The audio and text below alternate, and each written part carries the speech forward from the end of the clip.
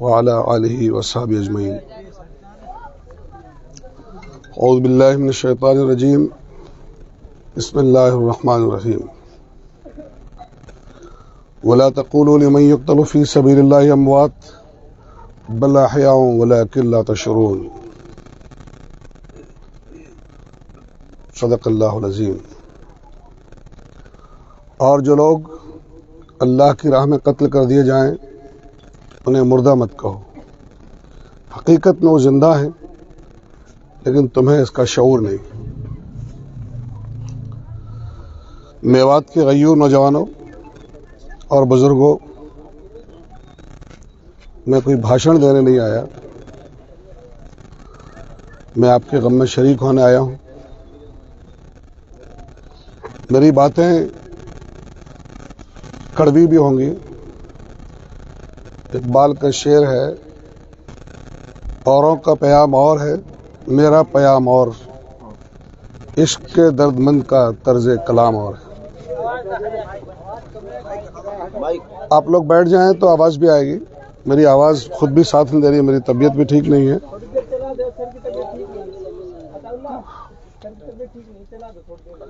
जितनी उतनी चला दीजिए उसको। बाकी लोग बैठ जाए तो बात को समझने की जरूरत है। नारेबाजी की और भाषणबाजी की बात नहीं, बात समझने की जरूरत है। बैठ जाए, सामने आ जाओ, बैठ लें, पीछे साथी आ जाओ, बैठ लें।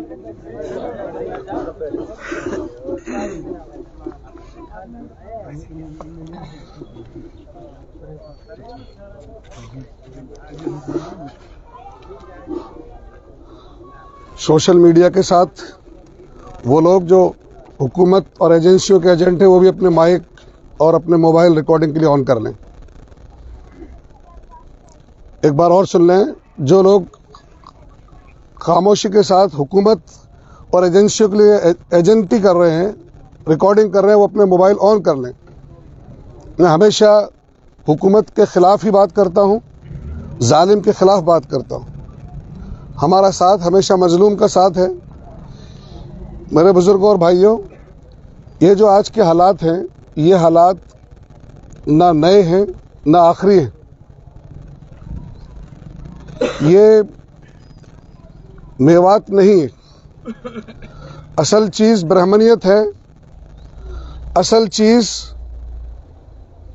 मनुवाद, जो तमाम तर इंसानों को गुलाम बनाना चाहता है। इस राह में मुसलमान रोड़ा है।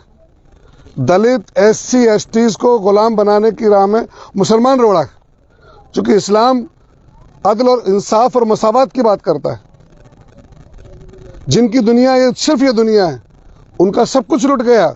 लेकिन जिनको आखिरत पर यकीन है, जो लोग अल्लाह की राह में शहीद कर दिए गए, तुम्हें नजर नहीं आता, उनको अल्लाह ने चुन लिया है। वो जन्नत में अल्लाह के हुजूर, अल्लाह की जन्नत में अपना रिस्क हासिल कर रहे हैं। इस वक्त इस बात को समझने की जरूरत है कि ये जो कुछ हालात पैदा किए जा रहे हैं, मुझे याद है यही हालात थे। यही हमारे अखलाक साहब का फार्म हाउस सवाई माधोपुर में था। यही फसल पकने को आ रही थी। यही मार्च का महीना था और एक ऑफिसर फूल मोहम्मद को, जो इनके दोस्त हैं, डॉक्टर किरोड़ी के गुंडों ने जिस तरह से जलाया, जिस तरह से खट्टर के गुंडों ने आज हमारे 2 नौजवान साथियों को शहीद करके जलाया, इसी तरह से इलेक्शन आने से पहले पहले एक इलेक्शन पोलराइजेशन के लिए एक मुसलमान अफसर को जला के खाक कर दिया था। इन्हीं के फार्म हाउस पर हम लोग बैठे प्रोग्राम कर रहे थे। हम उसी सूरवाल में पहुंचे और उसके बाद सवाई माधोपुर में, जैसे आज जुमेरात है, जुमेरात थी, नेक्स्ट डे जुमा था, गंगापुर सिटी और सवाई माधोपुर में डेमोन्स्ट्रेशन हुआ। और उसके बाद जो राजस्थान में मूवमेंट खड़ा हुआ, हमने कहा फूल मोहम्मद की 3 हैसियत है। एक वो पुलिस अफसर है, एक वो खानदान का बेटा है, एक वो गय्यूर कौम का बेटा है। अगर पुलिस कांस्टेबल के साथ जुल्म होता है तो पुलिस ईंट से ईंट बजा देती है। लेकिन चूंकि मुसलमान था फूल मोहम्मद, इसलिए पुलिस न सिर्फ बेगैरत हो गई बल्कि पुलिस कातिलों के साथ हो गई। और उनको जलाने में कालबेलिया जो DYSP था और सुमेर सिंह SI, दोनों ने मिलकर के किरोड़ी के गुंडों के साथ साजिश की थी ताकि इलेक्शन को पोलराइज करके बीजेपी की हुकूमत को लाया जाए। इनका ये काम अहले सियासत जाने, इनकी आपस की पॉलिटिक्स है। ये कांग्रेस हो या AGP BJP हो, ये मुलायम और मायावती हो, ये अल्टीमेटली इक़्तिदार के भूखे लोग हैं। ये सब के सब मिलकर के कातिल और जालिम, ये सब कातिल हैं। और ये बात समझ लीजिए आप, ये बात सुन लीजिए आप, ये जो इस फ्रेमवर्क में से सोचना है, ये एमएलए, ये मौलवी, ये सब इक़्तिदार के गुलाम हैं। चुनाचे फूल मोहम्मद की शहादत के बाद अश्करी टाग को टास्क दिया था अशोक गहलोत ने कि इस इशू को डिफ्यूज करना है, और उस अश्करी टाग ने, जो अशोक गहलोत का क्लास साथी है, उसने एक मौलवी को टास्क दिया था जो आज दारुल उलूम देवबंद की शूरा का मेंबर ही बन गया, उस खीरवा का रहने वाला है। जी, आप जानते हैं, सब जानते हैं, सुन लीजिए आप। और उनसे मेरा झगड़ा हुआ पर्सनल। हमने कहा कि तुम खीरवा के रहने वाले हो। खीरवा सवाईमाधोपुर से बहुत दूर है, उसको सवाईमाधोपुर में जलाया गया। उसका बाप बूढ़ा है, उसका बेटा बच्चा है, उसके भाई बेचारे विदेश रहते हैं, चूंकि शेखावटी में लोग फॉरेन में रहते हैं। लेकिन यहाँ एक नौजवान को, एक पुलिस अफसर को जला दिया। हमारी सूरत हाल का क्या बनेगा? अल्टीमेटली लावणी को छोड़ करके सैकड़ों की तादाद में बस भर करके और लोग जयपुर पहुंचे, मुसाफिर खाने से उद्योग भवन तक डेमोस्ट्रेशन किया। और यही इलेक्शन था, यही बात हमने वार्न की कि मिस्टर अशोक गहलोत सुन लीजिए, और एजेंट अशोक गहलोत के नोट कर लें इस बात को कि मस्जिदों की और शहीदों की सियासत करोगे तो जिस तरह से बिहार में अजनबी बन गए, तुम्हारे नरसिम्हा राव ने जिस तरह से मस्जिद को शहीद किया, बिहार यूपी में आज तक अजनबी बन गए। ये लौंडे जिसको तुम भारत जोड़ो का लीडर कहते हो, ये पपेट, ये नेहरू खानदान की नस्ल तो सबसे ज्यादा इस्लाम की दुश्मन है, मुसलमानों की दुश्मन है। कांग्रेस पार्टी मुर्दाबाद, कांग्रेस पार्टी मुर्दाबाद, अशोक गहलोत मुर्दाबाद, जाहिदा खान मुर्दाबाद। जिन्होंने बाबरी मस्जिद के अंदर मूर्तियां रखवाई, बाबरी मस्जिद को शहीद करवाया, वो नरसिम्हा राव जिसने बाबरी मस्जिद को शहीद कराया, आज तक उस प्रियंका के हुस्न का जादू, उस राहुल का जादू नहीं चला। और यूपी में वो कांग्रेस आज भी अजनबी है। ये बात मैंने अशोक गहलोत को कही, आपको याद है कि अगर तुमने सियासत की मुसलमानों की लाशों के साथ और मसाजिद के साथ, तो तुम यूपी और बिहार की तरह अजनबी बन जाओगे। और उसके बाद 21 सीटों पर सिमट गई थी कांग्रेस। लिहाजा ये मुसलमानों के नुमाइंदे नहीं है, चाहे दिल्ली में बैठे हुए सलमान खुर्शीद से गुलाम नबी आजाद हो, चाहे तुम्हारी ये लौंडी या चौधरी साहब की लौंडी जिसने मुसाफिर खाने में उसी नौजवान की लाश के साथ सियासत की थी जब हम लोग डीएसपी से, कमिश्नर से झगड़ रहे थे उमर की लाश को लेकर के। इसी से झगड़ा हुआ मेरा, इसी लौंडी से, चौधरी साहब की, जिसको तुम एमएलए कहते हो। ये अल्टीमेटली ये पपेट्स हैं, ये पालतू है हुकूमत के। और इनकी सूरत हाल ये है, मैं आपको बताता हूं, जब CNRC का मूवमेंट चल रहा था, हिंदुस्तान की सबसे बड़ी रैली कहां निकल रही थी? जयपुर में 6 लाख मुसलमान रैली निकाली। तो ये मुसलमानों को दिखाने के लिए सारी मुसलमानों की जमात है, देवबंदी, बरेलवी, अहले हदीस, सारे मुसलमान बैठे हुए हैं। अशोक गहलोत मुसलमानों को दिखाता है, समझिए आप।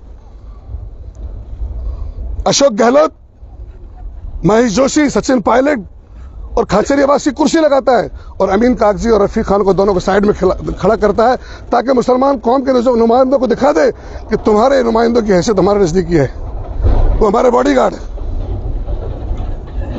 6 लाख मुसलमानों की रैली के बावजूद।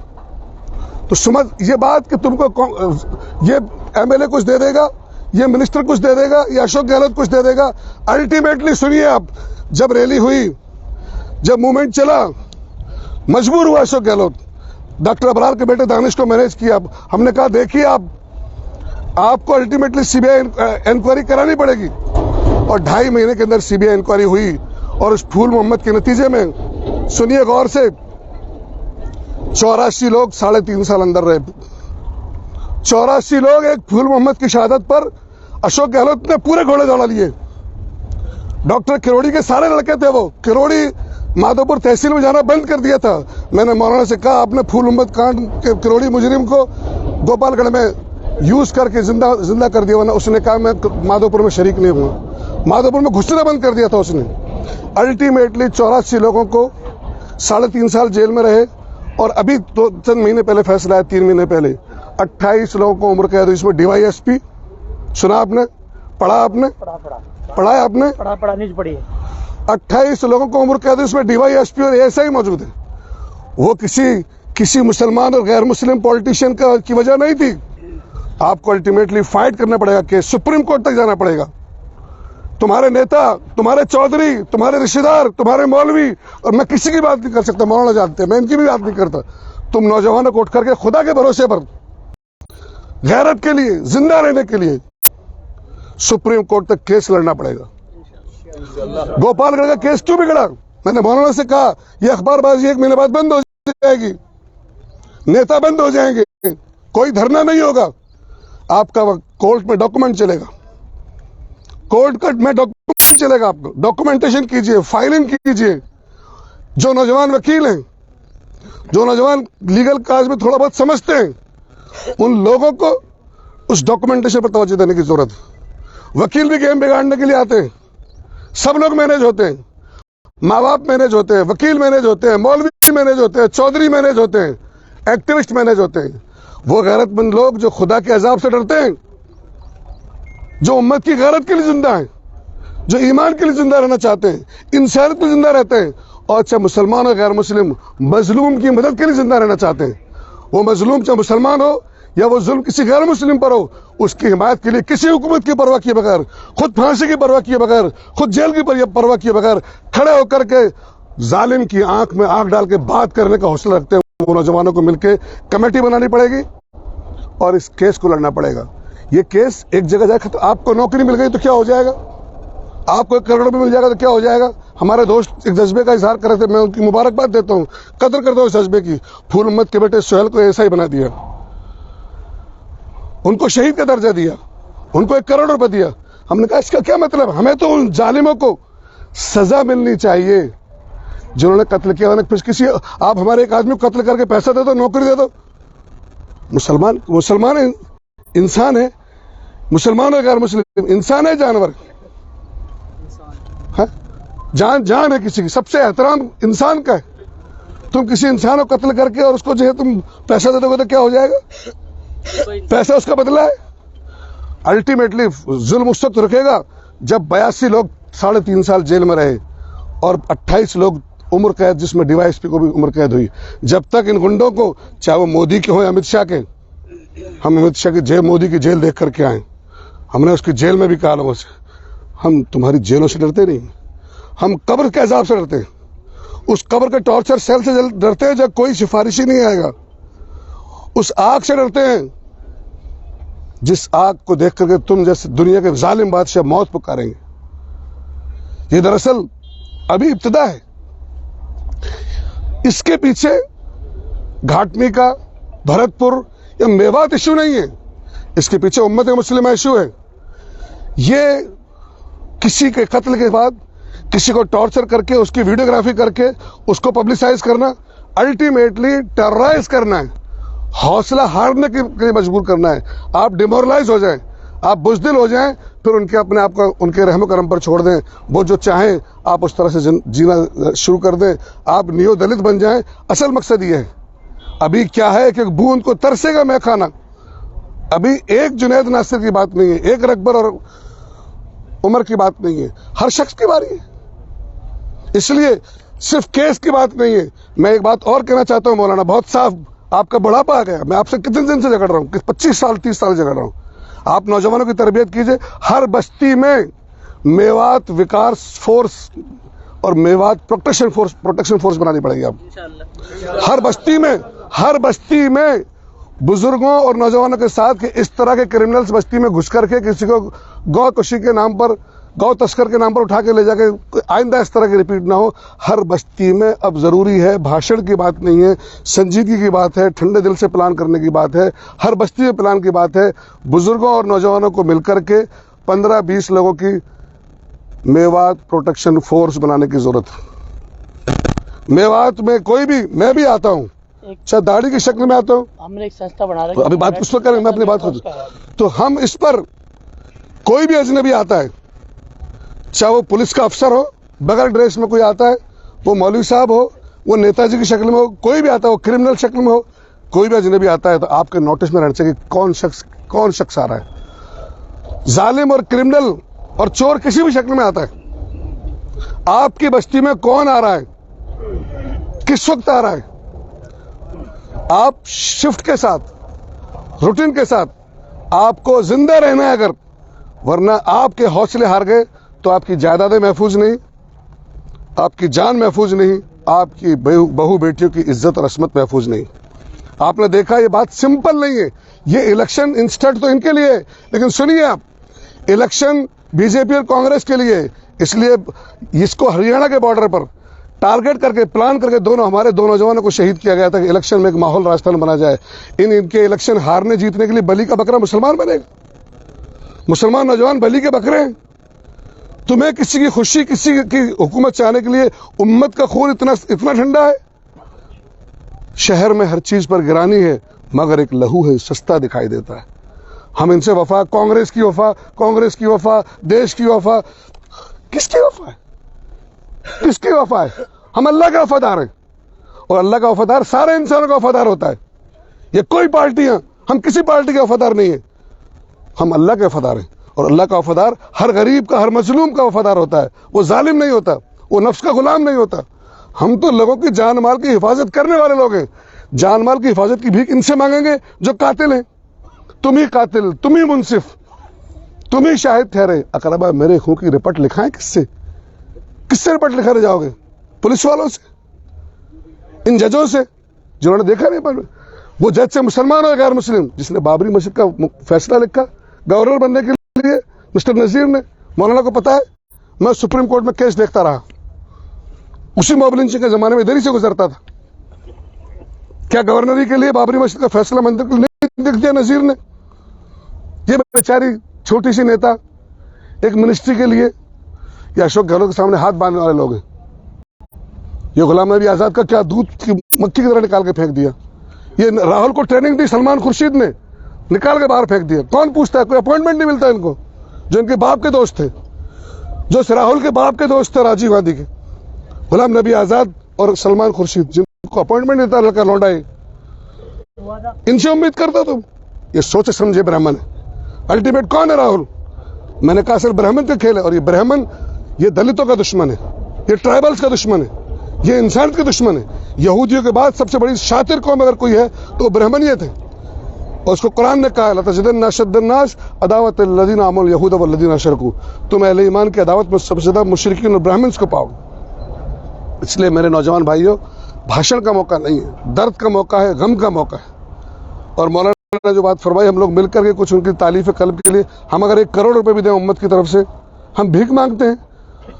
अशोक गहलोत ने इतना दे दिया, ये एमएलए इतना दे दिया, हम वो उम्मत, हमने कहा उम्मत देगी, उम्मत के बच्चा कर 1 रुपया देगा तो हम इन नौजवानों की, इनके बच्चों की परवरिश कर लेंगे, इनके घर बना लेंगे, इनकी बेवाओं की जिंदगी को हम इज्जत से गुजार लेंगे।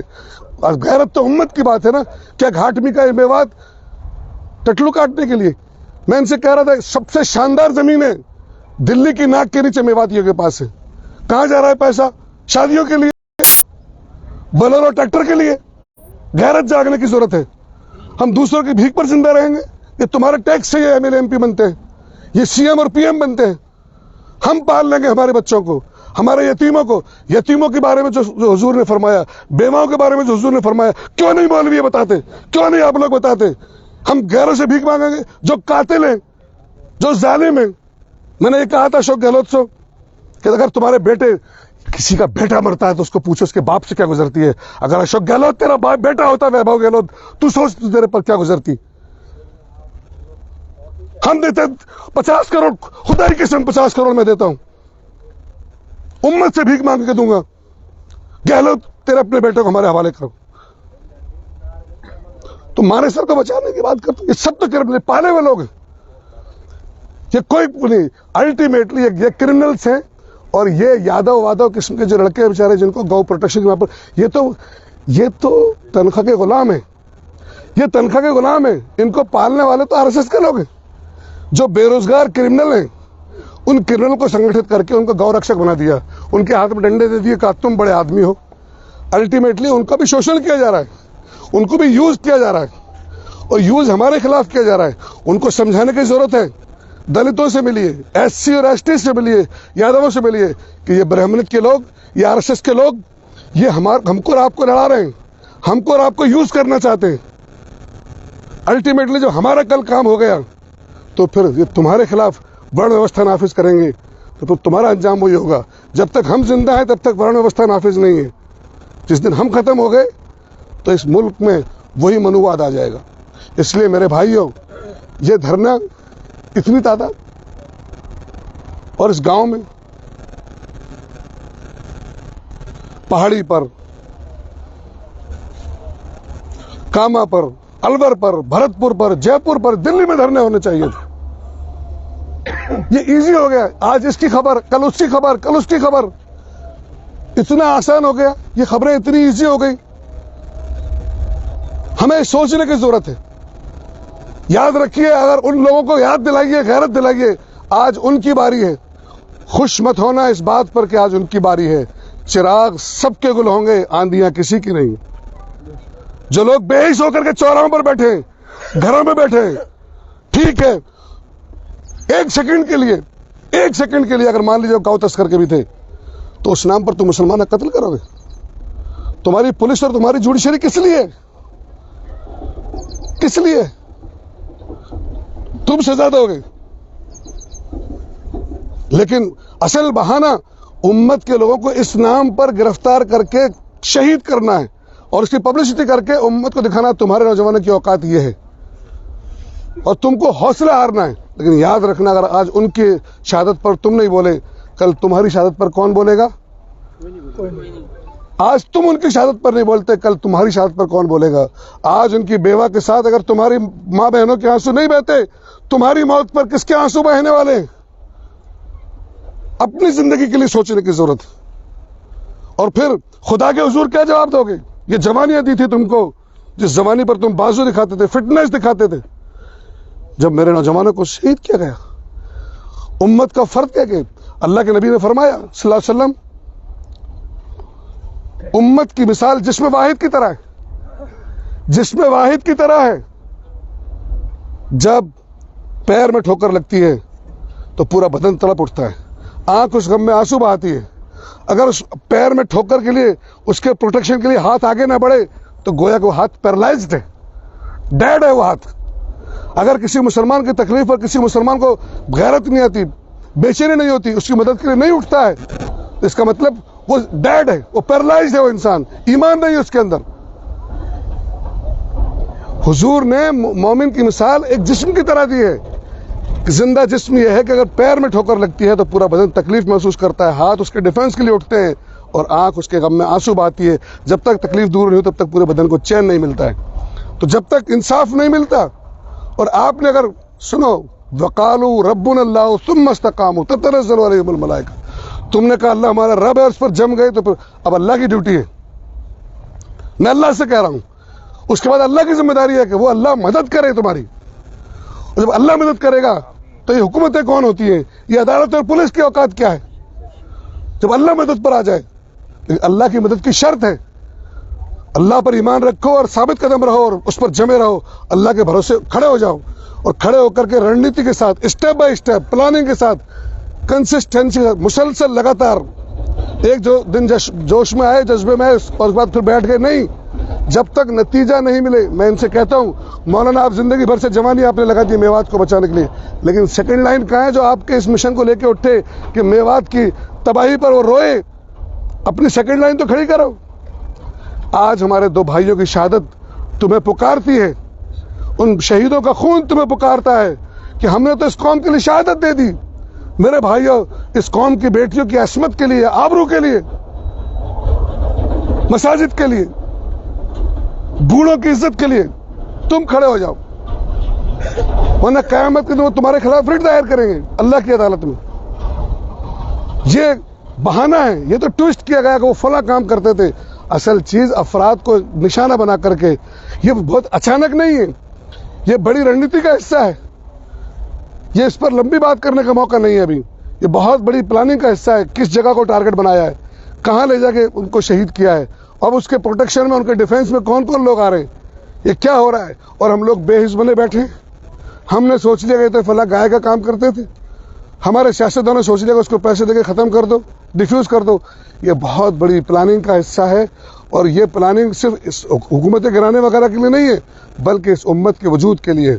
इसलिए मैं उम्मीद करता हूं कि एक एक फर्द, एक एक नौजवान सिर्फ वक्ती तौर पर नहीं, अपना एक अमीर बनाइए हर बस्ती में, मैं बात को समेट देता हूं। ये मेरे जो भाई बात कर रहे हैं जरा इस वक्त खामोश रहे, ये दो बात में गुफ्तगू कर लें।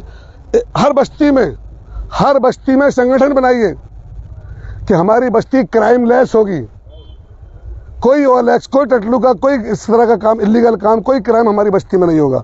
और कोई बजरंगी, कोई क्रिमिनल बजरंग दल के नाम पर, काऊ प्रोटेक्शन के नाम पर कोई किस्म का शख्स हमारे बस्ती में घुसने की हिम्मत नहीं। घुसेगा तो वो पिटेगा और वो जाएगा नहीं। हमारी बस्ती में कोई इलीगल क्रिमिनल नहीं आ सकता। इसके लिए प्रोटेक्शन फोर्स बनाने की जरूरत है। ये अब वक्त आ गया, लाजिमन है, जिंदा रहने के लिए जरूरी है। इसके लिए हर बस्ती में बैठ के